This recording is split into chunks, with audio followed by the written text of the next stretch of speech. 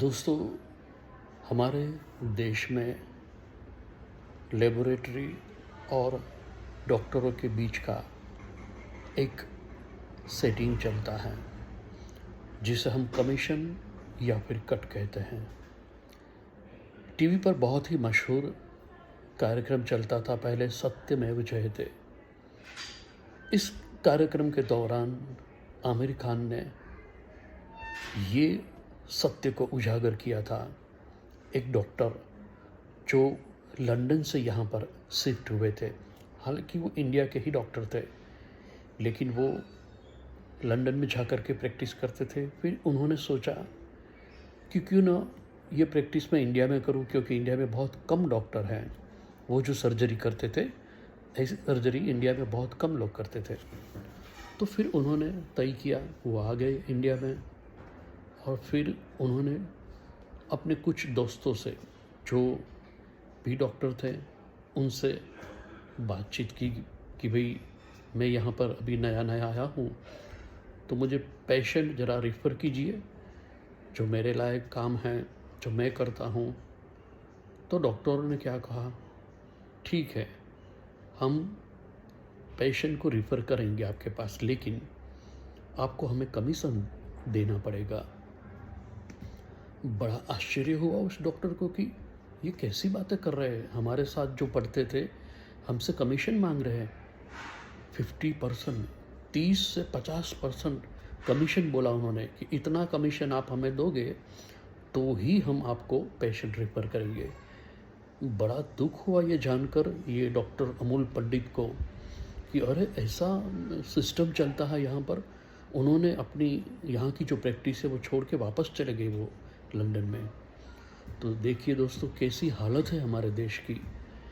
ये तो हम आम नागरिक भी जानता है कि लेबोरेटरी के साथ डॉक्टरों का कनेक्शन रहता है कमीशन वाला।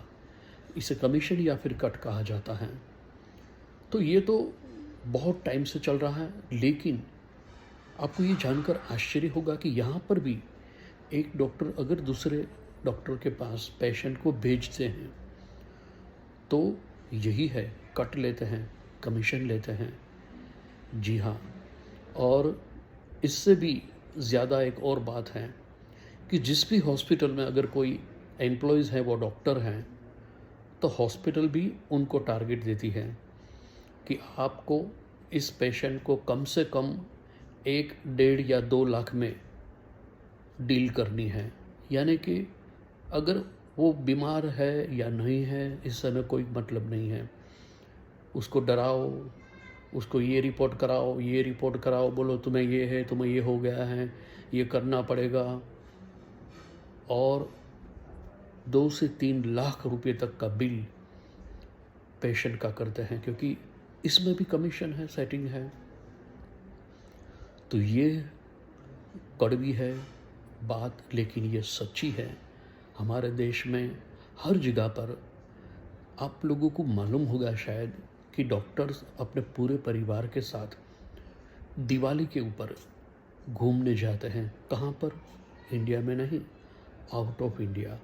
Singapore, UK, Australia, America, Hong Kong, China, Japan, हर देश में वो लोग घूमते हैं।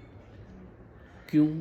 क्योंकि जितनी भी मेडिसिन्स बना रही है कंपनी, ये डॉक्टर लिख कर देते हैं और उनका बिजनेस जो है वो चलता है। एक ही टाइप की मेडिसिन्स भी आपको 2-3 बार लिखी जाती हैं। पेशेंट को कहाँ पता चलता है कि ये मेडिसिन कौन सी है? तो देखिए, इतनी ज़बरदस्त सेटिंग हमारे देश में चल रही है। मैं इसके साथ साथ आपको एक और बात बताना चाहूँगा। हमारे यहाँ पर अभी 2 प्रकार की मेडिसिन्स चल रही हैं। एक है जो नॉर्मल हम लोग लेते हैं, एलोपैथिक मेडिसिन्स की बात कर रहा हूँ मैं, और एक जो है वो जेनरिक है। अब ये मेडिकल स्टोर में जाओ तो आप बोलेंगे कि जेनरिक मेडिसिन्स चाहिए, आप रखते हो? तो बोले नहीं, हम जेनरिक नहीं रखते हैं, स्टैंडर्ड मेडिसिन्स रखते हैं। सोचिए, ये उसको स्टैंडर्ड कहते हैं, जबकि स्टैंडर्ड जेनरिक होती है। केवल हमारे देश में ऐसा चलता है। आप दुनिया के किसी भी देश में जाइए, वहाँ पर सिर्फ कंटेंट्स लिखा जाता है, और जो जेनरिक मेडिसिन्स हैं वो तो वो लोग हमसे परचेज करते हैं। हमारा जो इंडिया है, सोचिए हम दुनिया के हर देश के अंदर लगभग हमारी जेनरिक मेडिसिन्स हम बेच रहे हैं उनको, तो वहाँ लोग जेनरिक मेडिसिन्स ही खा रहे हैं।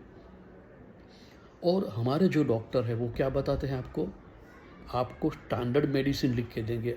आप उनको बोलिए कि सर मुझे तकलीफ़ है, मैं फाइनेंशियली इतना वो नहीं हूँ, मुझे थोड़ा जेनरिक लिख के दीजिए, तो बोले मेरी फिर जिम्मेदारी नहीं है, तुम्हें कोई फ़ायदा नहीं होगा। सोचिए किस हद तक गिरे हुए हैं ये लोग, कितने लालची हैं पैसों के।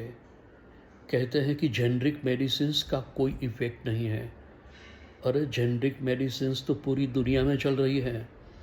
मोदी साहब ने दीनदयाल करके स्टोर्स कितने लगाए हैं।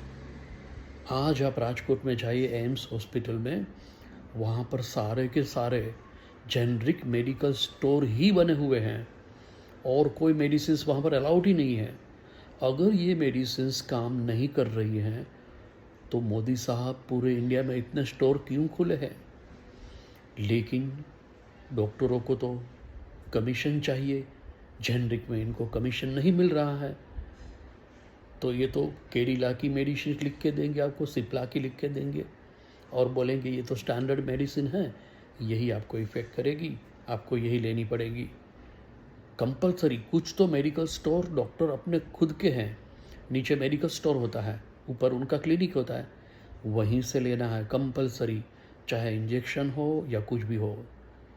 दोस्तों एक और सीक्रेट मैं आपको बताऊंगा कि जितनी भी मेडिसिन्स कंपनियां ये मेडिसिन्स बनाते हैं, उसके ऊपर जो रेट है उसके लिए कोई कंट्रोल नहीं है। 5 रुपये की मेडिसिन्स के ऊपर 500 भी लिखा जाता है। नहीं मानने में आता है, ये मेरा पर्सनल एक्सपीरियंस है।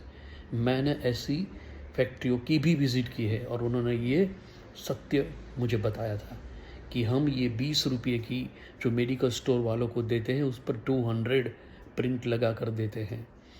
गवर्नमेंट को तो रॉयल्टी मिल रही है, इसलिए उसको कोई प्रॉब्लम नहीं है, बोलते जितना छापना है छाप दो प्रिंट।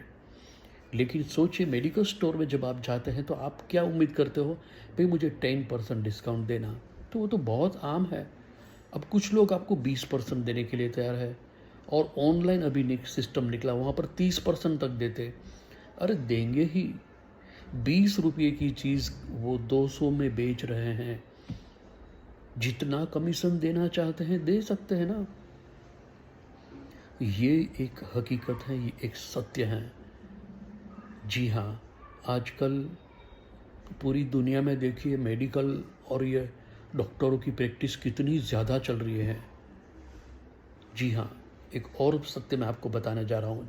आप किसी एमडी डॉक्टर के पास जाओगे तो कुछ डॉक्टर बोलेंगे कि हम ऑनलाइन पैसे यानी कि यूपीआई पेमेंट एक्सेप्ट नहीं करते हैं, आपको कैश ही देना पड़ेगा। ये भी मेरा एक्सपीरियंस है। एक ऑर्थोपेडिक डॉक्टर था, उन्होंने बोला हम सिर्फ कैश डील करते हैं, अगर यहाँ पर ट्रीटमेंट लेनी है आपको तो कैश देने पड़ेंगे, हम ये यूपीआई वाला पेमेंट नहीं लेते हैं, क्योंकि टैक्स नहीं भरना है उन लोगों को। लेकिन ये भी एक क्राइम है और इसकी भी कंप्लेन होनी चाहिए। सरकार को इसके ऊपर भी कुछ कंट्रोल करने की आवश्यकता है, वरना ये डॉक्टर को जो मन में आए, जो मनमानी आए करते रहते हैं। इनसे हम एक शरीफ डॉक्टर की उम्मीद नहीं रख सकते।